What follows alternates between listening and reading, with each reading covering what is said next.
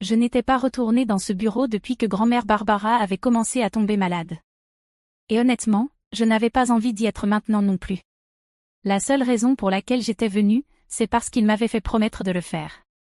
La salle de conférence sentait le produit à bois citronné et le vieux papier. C'était le genre d'odeur qui s'incruste dans le bois et te rappelle les secrets dont on ne parle jamais. Ma mère était assise à côté de moi, ajustant son collier de perles. Ses ongles étaient impeccables et tout en elle semblait soigné, presque parfait. Mon père était assis en face de nous, les bras croisés fermement, comme s'il se préparait à un combat. Et puis il y avait Julia, qui avait toujours l'air de sortir tout droit d'un magazine. Elle portait un chemisier couleur crème, sans un seul pli, et un petit sourire comme si elle savait déjà qu'elle obtiendrait tout ce qu'elle voulait. Maître Dylan, l'avocat de grand-mère depuis plus de 32 ans, s'éclaircit la gorge et ouvrit lentement un dossier. Tout en lui respirait la prudence et le sérieux. Nous sommes ici pour honorer les dernières volontés de Barbara Roberts, dit-il en me regardant directement avant de commencer à lire les documents. À Julia Roberts, commença-t-il, la cabane de Soda Springs et la guitare Gibson de 1957. Julia cligna des yeux. Elle avait l'air surprise, peut-être même un peu déçue. Je pouvais deviner qu'elle s'attendait à plus. À Liam et Bella Roberts, poursuivit-il, l'horloge comptoise familiale, une sélection de disques vinyles, et un don de 20 000 $ fait en leur nom à une association caritative choisie par Monsieur Roberts. Ma mère émit un son étrange, entre le rire et la toux. C'est une erreur, dit-elle, incrédule. Mais Maître Dylan ne s'arrêta pas. Il tourna la page et reprit sa lecture, plus lentement cette fois. À Madison Roberts, ma petite fille et ma confidente, je lègue le reste de mes biens, y compris tous mes avoirs financiers, pour un total de 5 315 000 $. La pièce devint silencieuse. Personne ne disait un mot. Puis soudain, mon père se leva brusquement et s'écria. Quoi? La mâchoire de Julia se crispa. Le visage de ma mère devint écarlate et elle se leva d'un bond. Elle nous a abandonnés. Elle ne mérite rien, hurla-t-elle. Maître Dylan ne leva même pas les yeux. Il déclara que le testament avait été signé, notarié et déposé par Barbara Roberts elle-même, plusieurs mois avant sa mort. Mais il n'écoutait déjà plus. Mon père se précipita et arracha le chèque que Maître Dylan venait de me remettre. Il le brandit comme s'il était faux. Tu crois que ça règle tout ça, me cria-t-il. Avant que je ne puisse dire un mot, il alluma une allumette. La flamme toucha le coin du chèque et le papier noircit à mesure que le feu le consumait. Ma mère arracha l'enveloppe de mes mains et la déchira en morceaux. Personne ne me regardait. Personne ne se souciait de ce que grand-mère avait vraiment voulu. Il ne voyait que ce qu'elle m'avait donné, et il ne le supportait pas. Je serrai le papier de toutes mes forces. Même lorsque l'écriture de grand-mère commença à s'effacer et à se désagréger, je ne lâchai pas prise avant que ces mots ne soient plus que des lambeaux minuscules. C'est alors qu'elle se pencha vers moi et me cracha. Voilà ce qui arrive quand on trahit sa famille. Mais je ne bougeais pas. Je ne pleurais pas, je ne suppliais pas. Je me contentais de sourire. Ce n'était pas un vrai sourire, pas celui qui illumine ton visage. C'était un sourire discret, froid.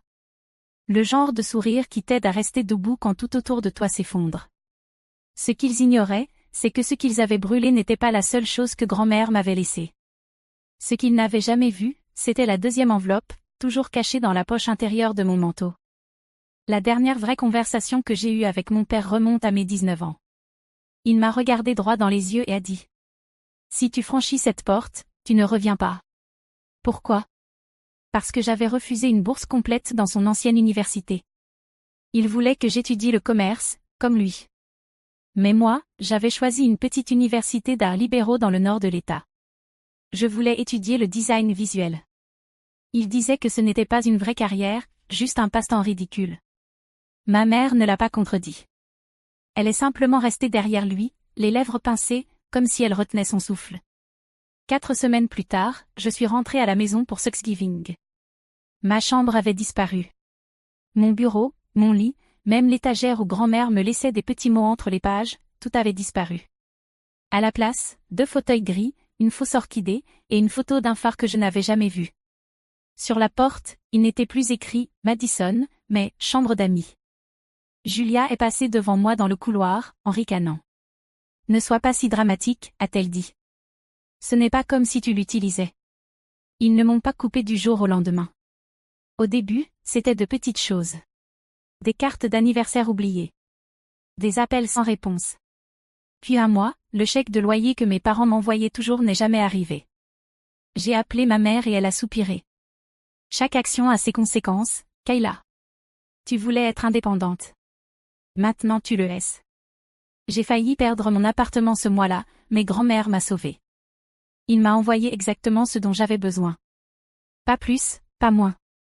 Après cela, l'argent est venu discrètement, juste assez pour garder les lumières allumées et le chauffage en marche. Rien de tapac sans grave-l'œil, aucune condition. Avec l'argent, il envoyait des lettres.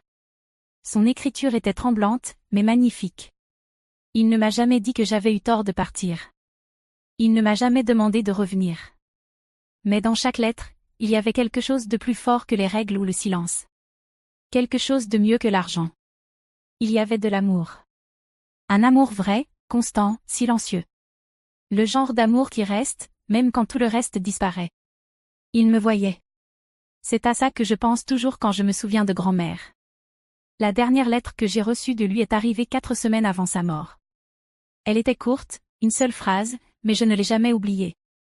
Survivre n'est pas une faiblesse. C'est le premier signe de force.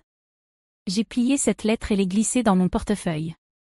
Je l'ai gardée avec moi à chaque entretien d'embauche raté, à chaque fête passée seule, à chaque nuit silencieuse où je prétendais que ça ne me touchait pas.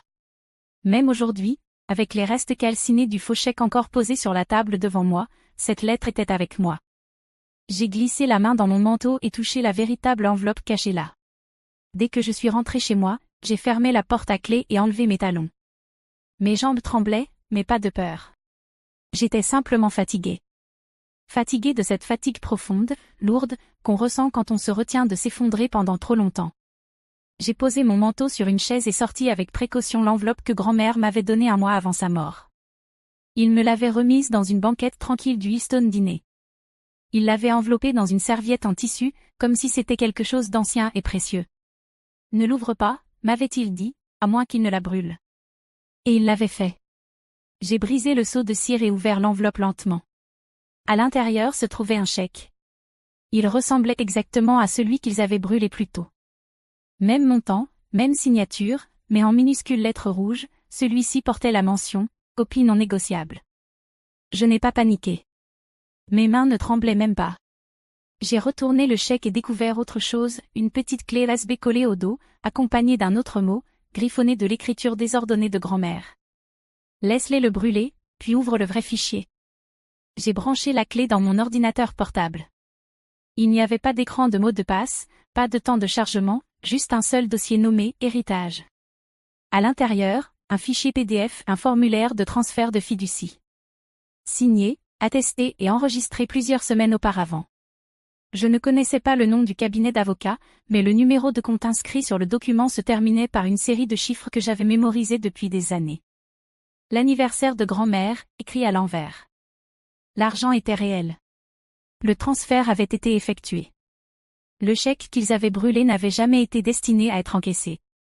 C'était un leurre, un piège tendu pour eux, et ils étaient tombés dedans. Je me suis adossée à ma chaise.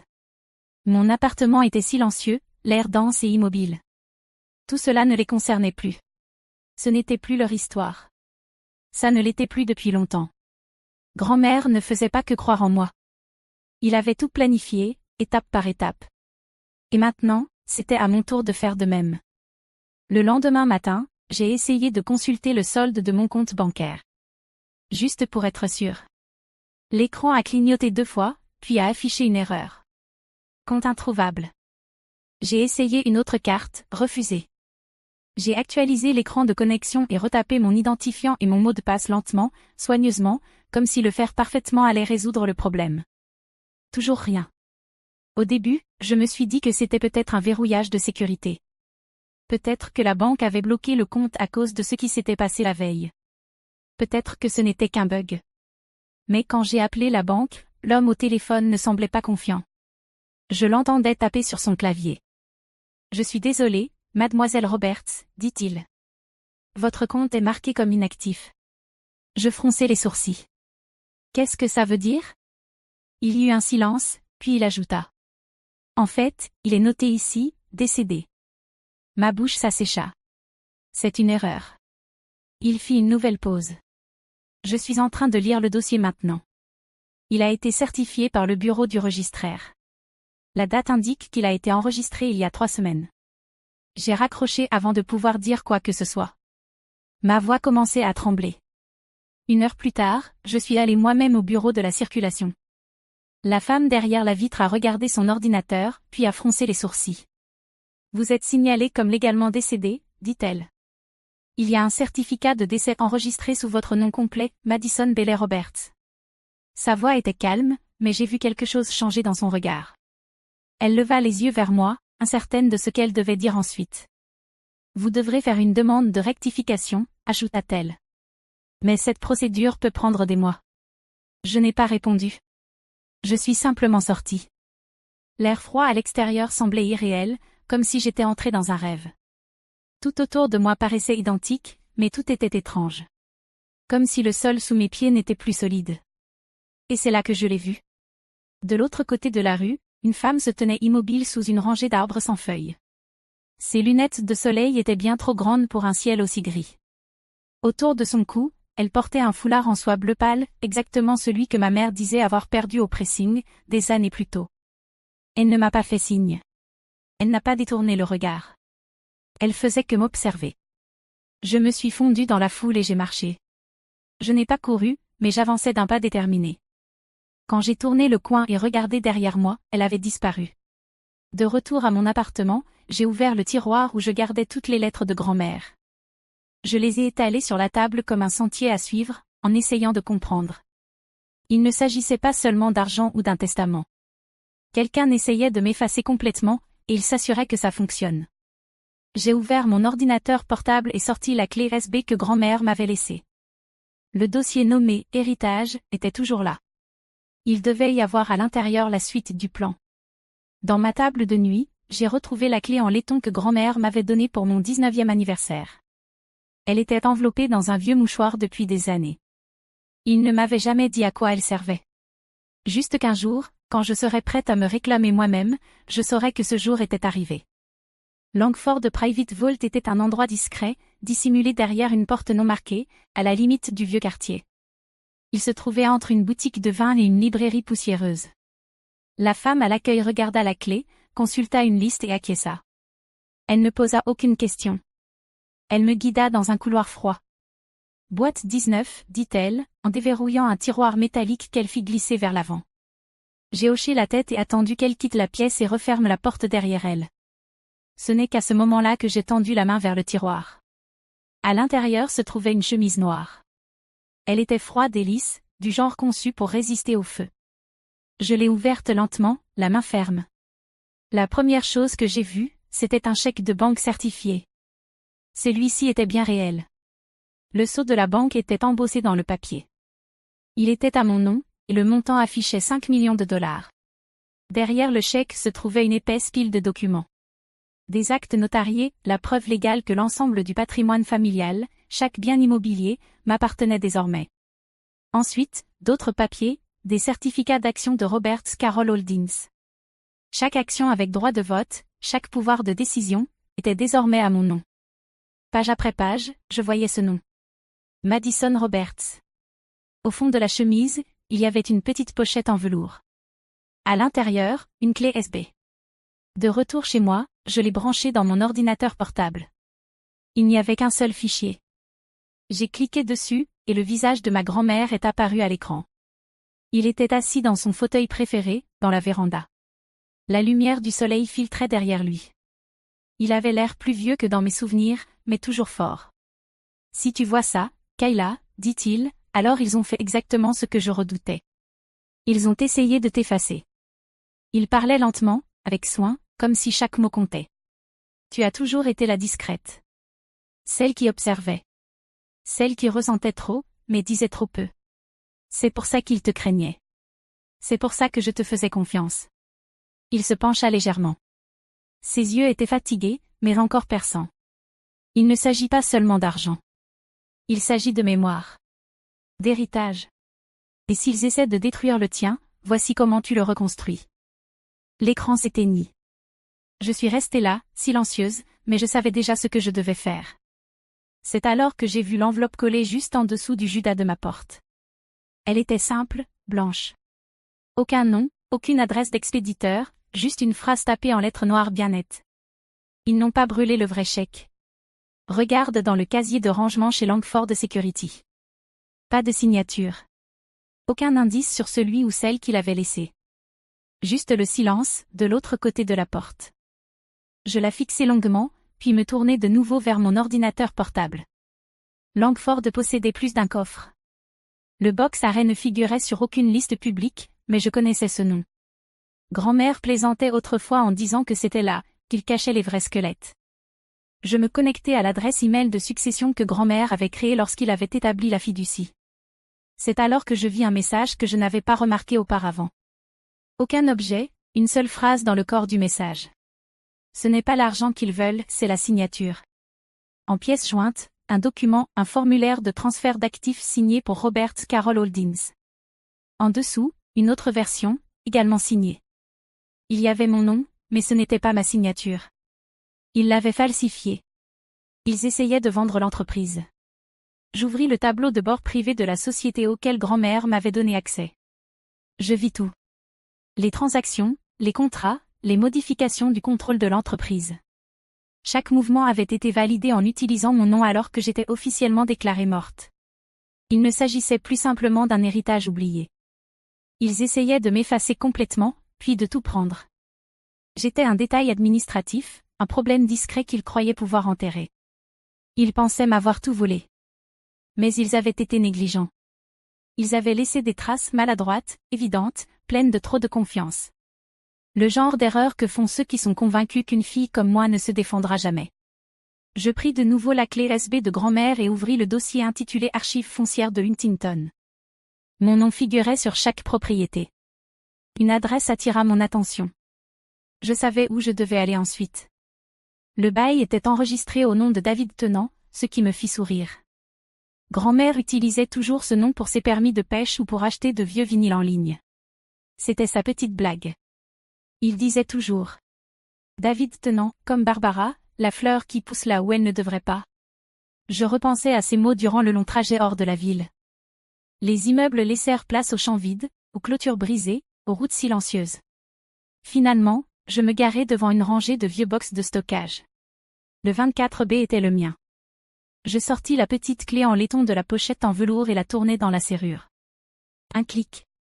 L'air à l'intérieur sentait le vieux, mais pas l'abandon. Au fond de la pièce se trouvait une étagère métallique. Posée bien au centre, une mallette noire ignifugée.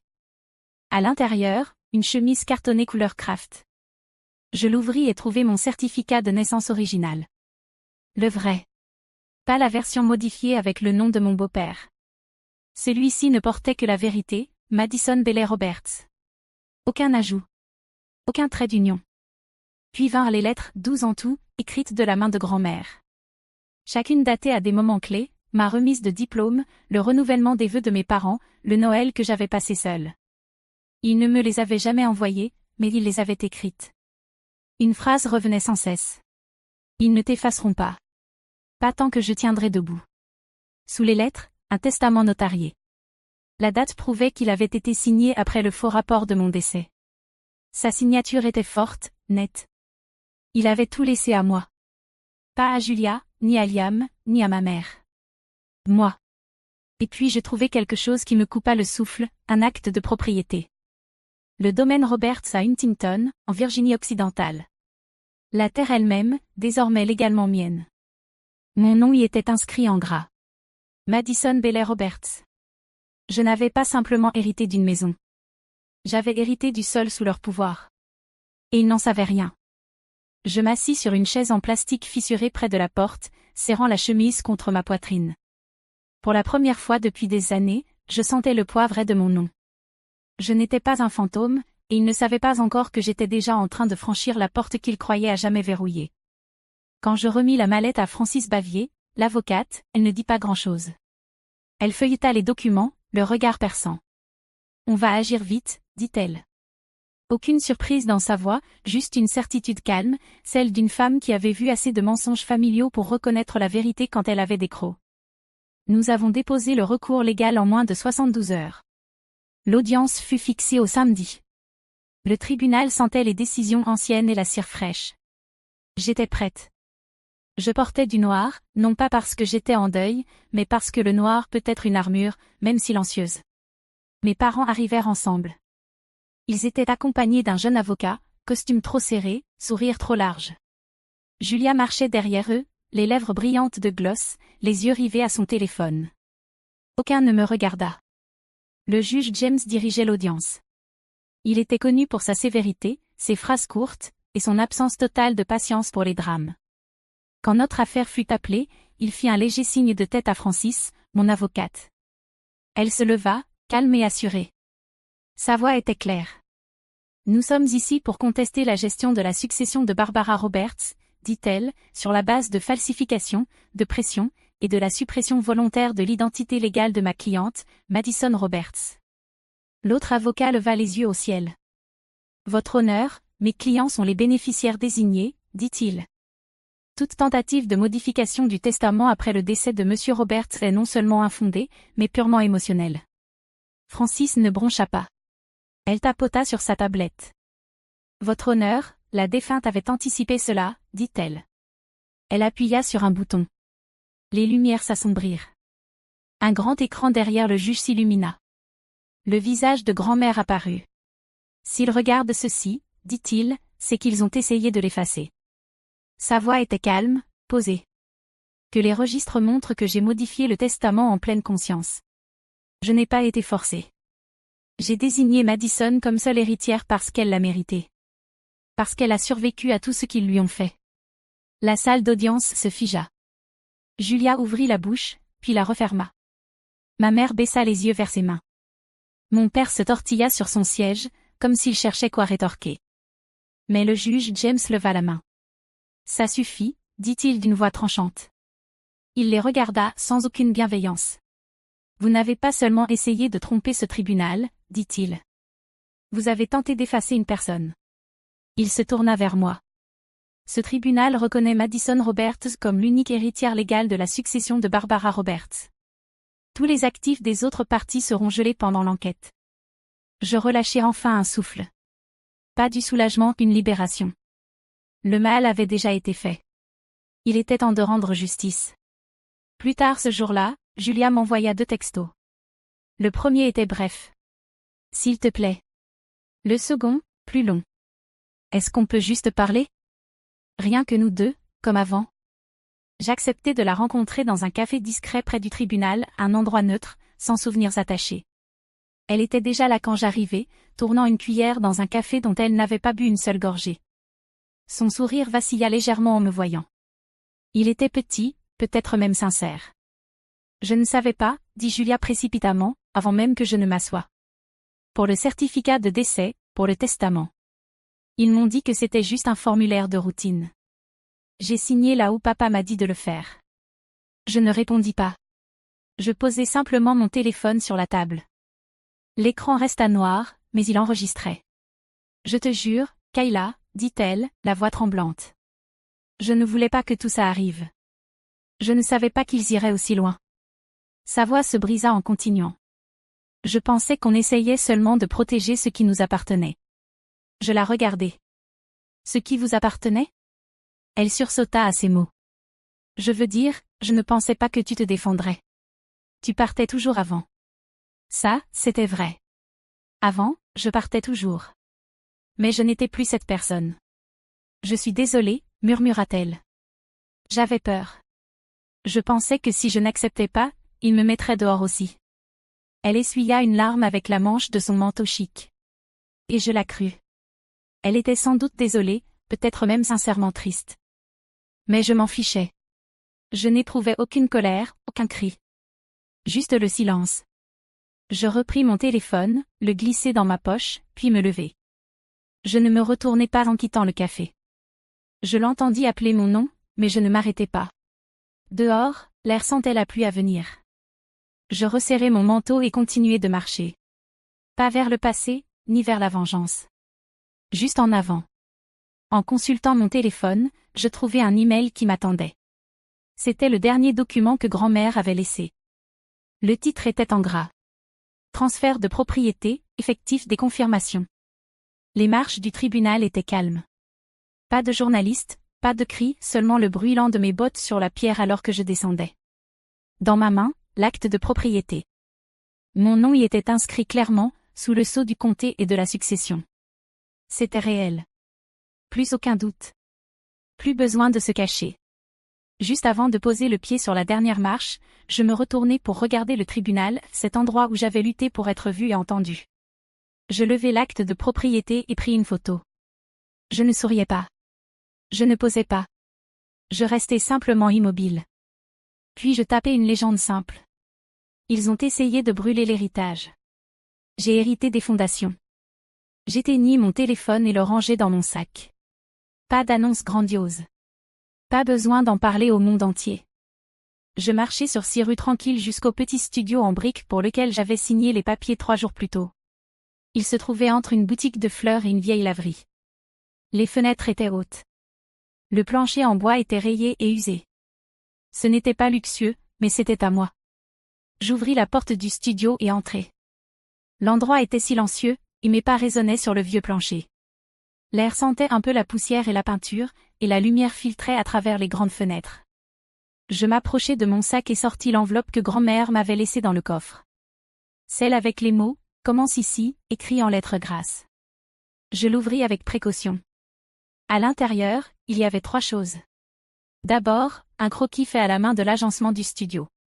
Simple mais précis, avec des annotations dans l'écriture familière de grand-mère. Il avait dessiné de petites flèches là où il pensait que les meubles devraient aller, et écrit de petites idées comme « Ajouter une lumière ici » ou « Ce mur pourrait accueillir de l'art ». Ensuite, une demande de licence commerciale pliée. Elle était déjà à moitié remplie de sa main. Mon nom figurait sur la première ligne, ainsi que l'adresse du studio. Il avait même entouré « Service créatif » comme type d'activité. Et enfin, une lettre. Brève, juste quelques lignes. Mais 4 mots étaient soulignés, ressortant comme s'ils étaient en gras. Crée quelque chose qu'ils ne pourront pas effacer. Je m'assis par terre, en tailleur. La poussière flottait dans la lumière comme des souvenirs. Tout ce qui s'était passé, la perte, la trahison, la lutte pour récupérer ce qui m'appartenait, semblait maintenant se poser doucement autour de moi, comme de la poussière après une tempête. Ce n'était pas une histoire de vengeance. Je ne faisais pas ça pour les blesser ou me venger. Et ce n'était même plus une question de justice. Pas vraiment. C'était un commencement. Mon commencement. Pour la première fois depuis longtemps, je me sentais calme. Pas vide, mais rempli. Rempli d'un but. Je regardais autour de moi. Les murs étaient nus. Le sol était marqué. Mais ça n'avait pas d'importance. C'était à moi. Je replongeai la main dans l'enveloppe et trouvai un post-it caché derrière le croquis. Grand-mère y avait écrit une dernière phrase, de son écriture tordue mais soignée. Même les cendres peuvent pousser des racines, si on leur laisse le temps. Je souris. Il avait toujours su dire de grandes choses avec des mots simples. Je me levai lentement, brossant la poussière de mon jean. Le travail à venir serait long, et probablement difficile. Il faudrait rénover l'espace, terminer les papiers, et commencer quelque chose de réel. Mais je n'avais plus peur. Plus maintenant. Je pliai soigneusement le croquis et la lettre et les posai sur la petite table près de la fenêtre. Puis j'ouvris grand les fenêtres, laissant entrer la lumière et l'air. C'était mon lieu, mon histoire, et j'étais enfin prête à commencer.